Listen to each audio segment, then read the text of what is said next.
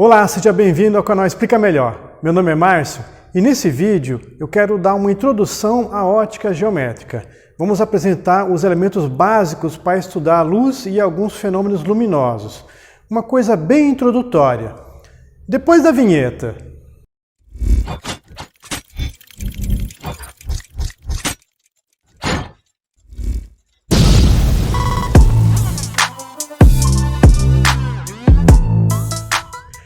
Bom, vamos lá. Ótica geométrica. Bom, como o próprio nome diz, a gente vai estudar a ótica de forma geométrica. Nós vamos usar geometria para falar de luz e fenômenos luminosos.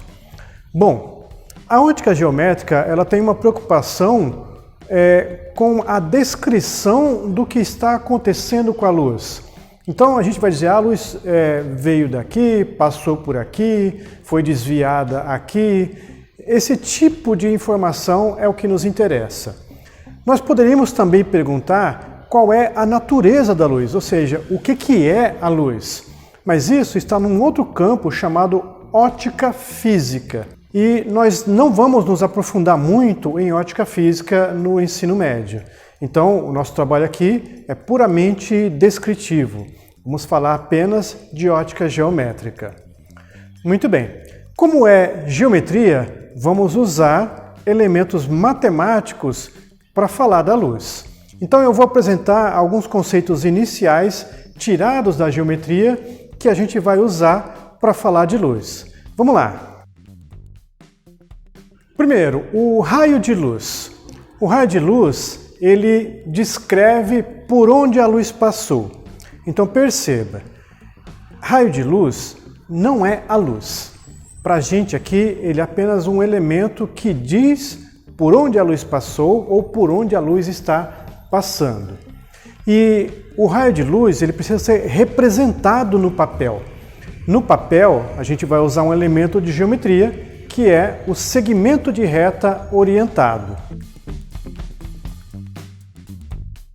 Então veja, quando desenhamos isso no papel, não estão dizendo que ali tem luz, estão dizendo que a luz passa por ali. Ela vem de algum lugar por aqui e vai para algum lugar para o outro lado, de maneira retilínea. Isso é um raio de luz. Tudo bem? Bom, além do raio de luz, o segundo elemento que vamos apresentar é o feixe de luz. E o feixe de luz é simplesmente um conjunto de raios de luz. Bom, o feixe de luz, ele pode ser de três tipos. Pode ser um feixe paralelo, pode ser um feixe convergente ou pode ser um feixe divergente.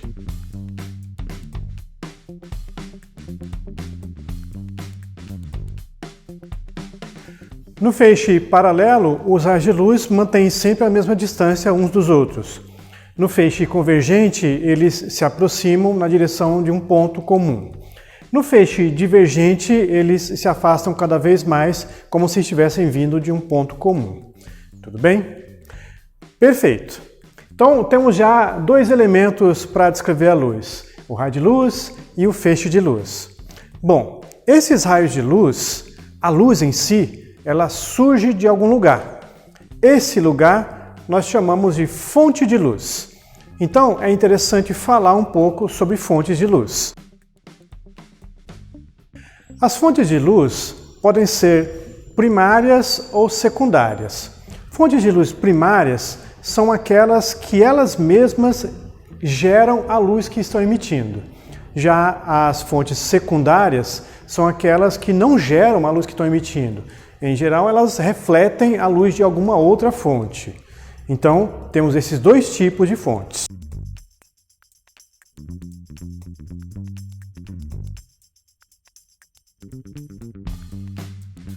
Então, como exemplo de fontes primárias, você tem uma lâmpada acesa, o sol, as estrelas, elas geram a própria luz. Uma vela acesa é uma fonte primária.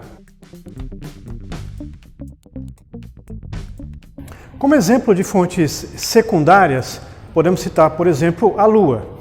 Nós temos o brilho do luar, a luz da Lua, que na verdade não é da Lua, é apenas reflexão da luz do Sol. A luz do Sol bate na Lua e ela reflete essa luz, então parece que ela está brilhando. Quando você olha um objeto qualquer, para que você veja esse objeto, ele precisa mandar luz para você. Então, se eu estou olhando uma caneta e eu consigo vê-la, essa caneta consegue mandar luz para mim. Mas a luz que ela manda para mim não é dela, é uma luz do ambiente aqui. Então, a luz que vem da lâmpada atinge a caneta e ela reflete essa luz para mim. Por isso que eu consigo ver a caneta. Então, essa caneta é uma fonte secundária de luz. Ela consegue emitir luz, mas a luz não é dela. A maioria dos objetos são fontes secundárias.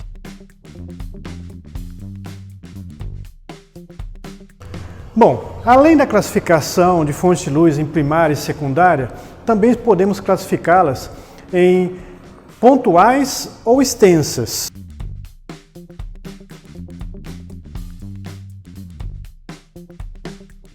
Então, é uma outra classificação. A fonte pontual é aquela que tem dimensões irrelevantes. O que isso significa? Significa que o tamanho dela não faz diferença. Agora, se for uma fonte extensa, o tamanho dela é importante para a resolução. Então, imagine que você está resolvendo um problema em que você tem uma lâmpada de tubo, né? Uma lâmpada comprida. E aí você quer medir o tamanho da sombra que ela faz. Então, o tamanho dela vai fazer diferença para o tamanho da sombra. Na hora de resolver o problema, você vai ter que considerar o tamanho dessa lâmpada. Então, nesse caso, ela é uma fonte extensa. Agora, imagina que essa mesma lâmpada é colocada a uns 100 metros de distância, uma distância bem grande. E você quer analisar a luz que ela está emitindo para formar uma sombra depois de 100 metros. O tamanho dessa fonte já não vai fazer diferença, porque 100 metros perto do tamanho dela é uma distância muito grande. Então, o tamanho dela passa a ser irrelevante. Então, nesse caso, ela é uma fonte pontual. Resumindo, uma fonte de luz ela é pontual ou extensa dependendo do problema que você tem. Como é que você vai saber se a fonte é pontual ou extensa num certo problema? Bom, se você precisa das medidas da fonte, ela é extensa. Se você não precisa, ela é pontual. Então essa classificação depende muito da situação em que você está trabalhando. Vamos falar agora a respeito de materiais, porque se a luz ela surge numa certa fonte e ela vai, através de raios de luz, atingir algum lugar, ela vai atravessar materiais. Pode ser o ar da sala, pode ser a água, pode até não ter material nenhum, como no espaço sideral. Então, uma classificação de materiais é importante para a gente. Bom, a gente poderia fazer uma classificação bem complexa de materiais, mas vamos optar pela coisa mais simples possível. Vamos pensar assim, ou o material deixa a luz passar por ele, ou o material não deixa, ou mais ou menos. Então, dessa maneira a gente está simplificando bastante, tá ok? Mas, como a gente está apenas começando, já vai ser útil. Vamos fazer assim, se o material permite que a luz o atravesse, nós vamos chamá-lo de transparente.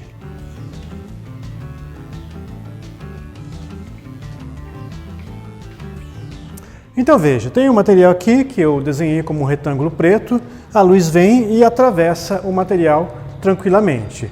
É o caso do vidro, por exemplo, ele é transparente. O plástico é transparente e assim por diante. Uma água cristalina, transparente.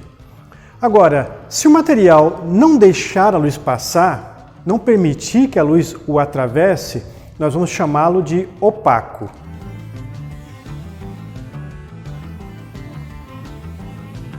Então é isso, a luz não consegue se propagar através do material. Novamente, o material aqui eu desenhei como retângulo preto, a luz vem, mas ela não consegue atravessá-lo. Esse material é opaco. Bom, se a propagação da luz ficar entre permitir ou não permitir, se for um meio termo, o material vai ser chamado de translúcido.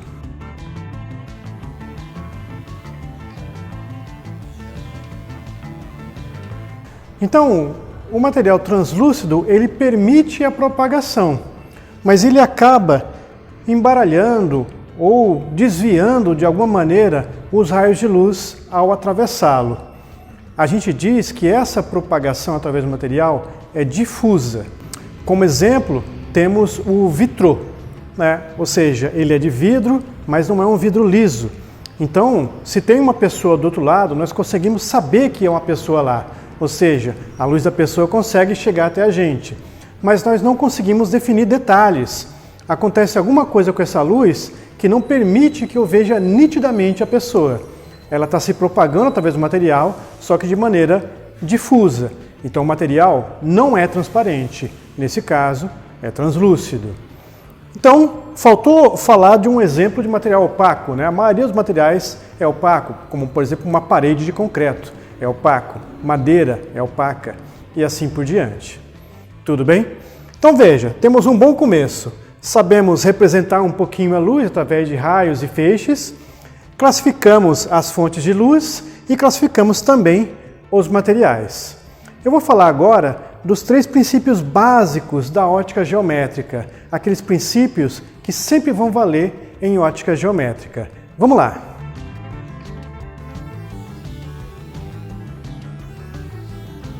Bom, os princípios básicos da ótica geométrica são 3.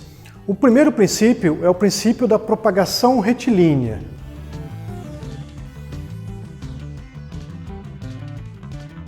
Bom, ele é bem simples. A luz caminha em linha reta, né? Ou a luz se propaga de maneira retilínea. Basicamente é isso, a luz anda em linha reta. Esse é um princípio que você tem que tomar cuidado quando você está aplicando ele. Para que ele seja válido, é preciso que os materiais sejam transparentes, né? Para que a luz consiga se propagar, e homogêneos, ou seja, o material tem que ter as mesmas características em qualquer parte dele. Então, quando você pensa no ar de uma sala, tudo bem, é um material homogêneo. A densidade do ar é aproximadamente a mesma em qualquer parte da sala, a composição do ar aproximadamente a mesma, a temperatura aproximadamente a mesma. As características desse material são as mesmas em qualquer parte dele, então é um material homogêneo.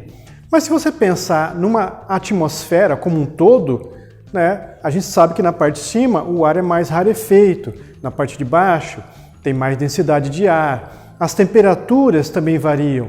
Então a atmosfera como um todo não é homogênea.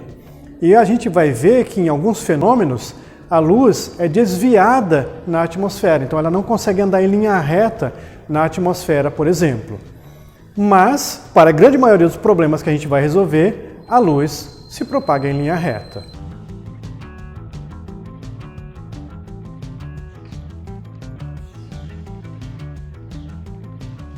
Princípio da reversibilidade. É possível reverter a trajetória de um raio de luz. Então imagine que um raio de luz saiu de uma lanterna, atingiu um espelho, foi refletido, atingiu outro espelho, foi refletido e assim por diante. Se você colocar a lanterna exatamente no ponto onde ele vai chegar, ele vai fazer o mesmo caminho, só que ao contrário. Sempre será possível fazer uma reversão do trajeto do raio de luz. Em alguns casos, será preciso tomar um certo cuidado com a reversão, mas é uma regra que sempre vai ser válida. Este é o segundo princípio. Vamos ao terceiro princípio.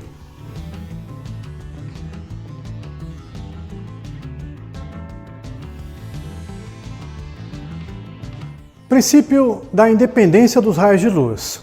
Imagine que você está assistindo um show e no show tem holofotes de luzes coloridas. E num dado momento, esses feixes de luz, eles cruzam, né? Um encontra com o outro. Como eu tentei desenhar aqui.